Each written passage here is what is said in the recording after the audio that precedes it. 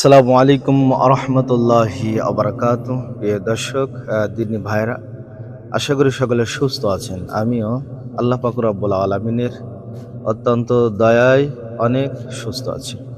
আজকে আমি আপনাদেরকে অত্যন্ত গুরুত্বপূর্ণ একটি বিষয় এবং বর্তমান সময়ের আলোচিত একটি বিষয় নিয়ে আলোচনা করতে চাই। আলোচনার শুরুতে আমি আপনাদেরকে কয়েকটি পত্রিকার নিউজ পড়ে শোনাচ্ছি। মুসলিম পরিচয়ে বিয়ের ৭ বছর পর জানা গেল স্বামী হিন্দু। ২১শে জুলাই ২০২০, দৈনিক ইত্তেফাক। কলেজ ছাত্রী মরিয়মকে ধর্ষণের পর হত্যা করে প্রেমিক সুব্রত। ১২ই জানুয়ারি ২০২০, FNS24.com। পরিচয় গোপন করে মুসলিম তরুণীকে বিয়ে করে হিন্দু যুবক। ২৮শে জানুয়ারি ২০২২, দৈনিক যাই দিন। বাংলাদেশ এবং আশেপাশের আরও কয়েকটি দেশ থেকে পাচার হওয়া ১৪,০০০-এরও বেশি মুসলিম মেয়েদের দিয়ে ভারতের বিভিন্ন সেক্টরে চলছে রমরমা যৌন ব্যবসা। ২ ডিসেম্বর ২০২২, বিবিসি বাংলা। ১০ ডিসেম্বর ২০২২, দৈনিক ইনকিলাব। গত ১০ বছরে বাংলাদেশ থেকে ভারতে পাচার হয়েছে ১০,০০০ মুসলিম নারী। ২০ জানুয়ারি ২০২৩, দৈনিক জনকণ্ঠ। ইউনিসেফ বলছে গত ১০ বছর ১২ থেকে ৩০ বছর বয়সী অন্তত ৩ লাখ মানুষ শুধুমাত্র ভারতেই পাচার হয়েছে। ২০ আগস্ট ২০২৩, আজকের পত্রিকা। ভোলা জেলার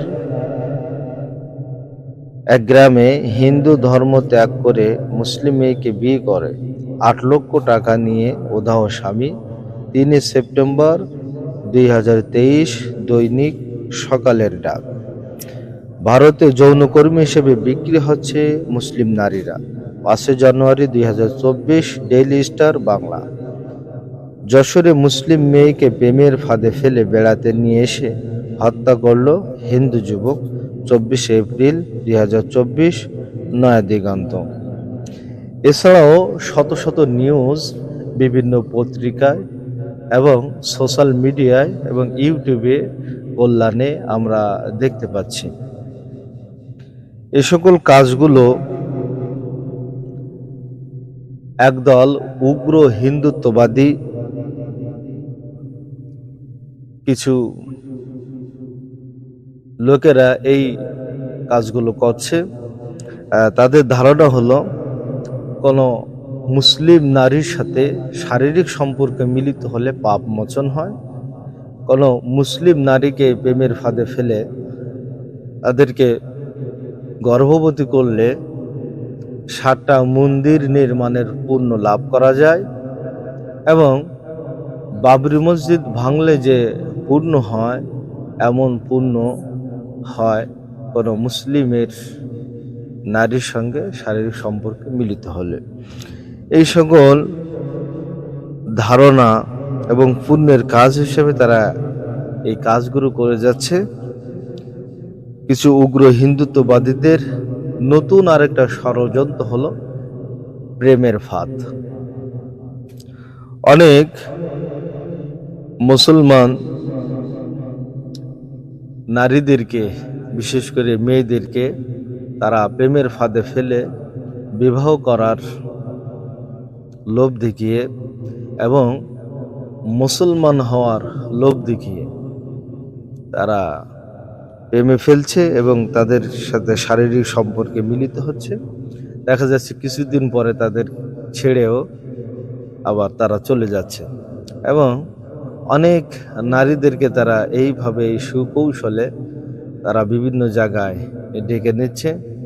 তারা ডেকে নিয়ে তাদের সাথে ধর্ষণ করছে, বন্ধুবান্ধব মিলে সর্বশেষ হত্যার ঘটনাও ঘটছে এবং অনেক নারীদের সাথে যে প্রথম ডেকে নিয়ে যে শারীরিক সম্পর্ক করে এটা ভিডিও ধারণ করে পরবর্তীতে নারীকে ব্ল্যাকমেইল করছে যে এগুলো সোশ্যাল মিডিয়ায় ছড়িয়ে দেব, সকলকে জানিয়ে দেব, যদি তুমি আমার সাথে বিবাহ না বসো, তুমি যদি হিন্দু না হয়ে হিন্দু না হও তাহলে এগুলো ছড়াই দেবো সোশ্যাল মিডিয়ায়।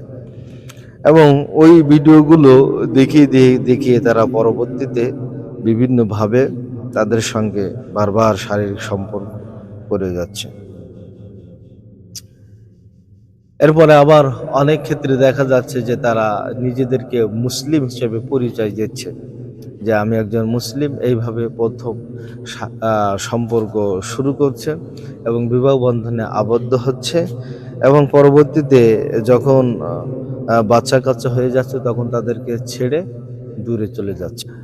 প্রেম ভালোবাসা, অন্য মহিলাদের সাথে সম্পর্ক করা কিংবা কোনো মহিলা অন্য পুরুষের সঙ্গে সম্পর্ক করা, নিজের রক্তের সম্পর্কীয় আত্মীয় কিংবা কোরআনে বর্ণিত যে 14 শ্রেণীর পুরুষ আছে তাদের সাথে ছাড়া অন্য কোনো পুরুষের সাথে কোনো নারী কিংবা 14 শ্রেণীর নারী ছাড়া পুরুষেরা অন্য কোনো নারীর সঙ্গে খোলামেলা আলাপ আলোচনা কথাবার্তা এবং তার চেহারা, তার সুরত, অভাব সবকিছু শেয়ার করতে পারবে না। এটা আমাদের কোরআন এবং হাদিসে নিষিদ্ধ আছে। আল্লাহ পাক রব্বুল আলামিন এটা অবৈধ এবং হারাম ঘোষণা করেছেন।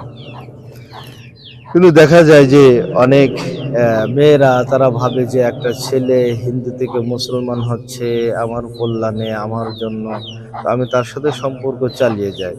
এটা হারাম এবং অবৈধ কাজ। এই সকল কাজ থেকে আমরা বিরত থাকবো। কোরআনে কারিমে সূরা আন-নূরে আল্লাহ পাক রব্বুল আলামিন ইরশাদ করেছেন, আযহানি লা ইয়ানকিহু ইল্লা যানিয়াতান আও মুশরিকাতাও ওয়া যানিয়াতু লা ইয়ানকিহুহা ইল্লা যানিন আও মুশরিক ওয়া হুররিমা যালিকা আলাল মুমিনিন। জিনাকারী পুরুষ জিনাকারিনী নারী অথবা মুশরিকা নারীকে ছাড়া অন্য কাউকে বিবাহ করে না। ঠিক জিনাকারিনী নারী, জিনাকারী পুরুষ অথবা মুশরিক পুরুষকে ছাড়া অন্য কাউকে বিবাহ করে না। অহুররিমা যালিকা আলাল মুমিনিন, আমি মুমিনদের জন্য এই সম্পর্ক, এই বিবাহকে আমি হারাম করে দিয়েছি। মানে কোনো মুমিন পুরুষ কোনো অমুসলিম নারীকে বিবাহ করতে পারে না। ঠিক তেমনিভাবে কোনো মুমিনা নারী কোনো অমুসলিম হিন্দু খ্রিস্টান ছেলেকে বিবাহ করতে পারে না। এটা আল্লাহ পাক রব্বুল আলামিন হারাম ঘোষণা করে দিয়েছেন। আর যদি বলেন যে কাউকে জোর করে ধর্মান্তরিত করবেন, এটা আল্লাহ পাক রব্বুল আলামিন নিষেধ করেছেন যে কাউকে জোর করে তার ধর্ম থেকে ধর্ম ত্যাগ করানো, এটা নিষেধ। এই জন্য প্রিয় মুসলিম ভাই বোনেরা, আমরা এই সকল ষড়যন্ত্র থেকে আমরা সোচ্চার হই এবং এই সকল ষড়যন্ত্র থেকে আমরা বেঁচে থাকি। আমরা সজাগ দৃষ্টি রাখব যে আমাদের ফ্যামিলিতে, আমাদের আত্মীয়দের মধ্যে যে নারীরা রয়েছে, যে মেয়েরা রয়েছে, এরা যেন কোনো অমুসলিমদের সঙ্গে অন্তরঙ্গ কোনো সম্পর্কে মিলিত বা জড়িত না হয় এবং কোনো অমুসলিমদেরকেও আমরা আমাদের বাড়ির মধ্যে, ঘরের মধ্যে আমাদের স্ত্রী কিংবা আমাদের মেয়েদের সঙ্গে যেন সেভাবে খোলামেলা আমরা মিশতে না দেই। আল্লাহ পাক রব্বুল আলামিন আমাদের সকলকে এই হিন্দুত্ববাদী এই ষড়যন্ত্র থেকে আমাদের মুসলিম মা বোনদেরকে আল্লাহ তাআলা হেফাজত করুন। আমিন। আসসালামু আলাইকুম ওয়া রাহমাতুল্লাহি ওয়া বারাকাতুহু। দেখা হবে অপর একটি ভিডিওতে। ততদিন পর্যন্ত সুস্থ থাকুন এবং ভালো থাকুন।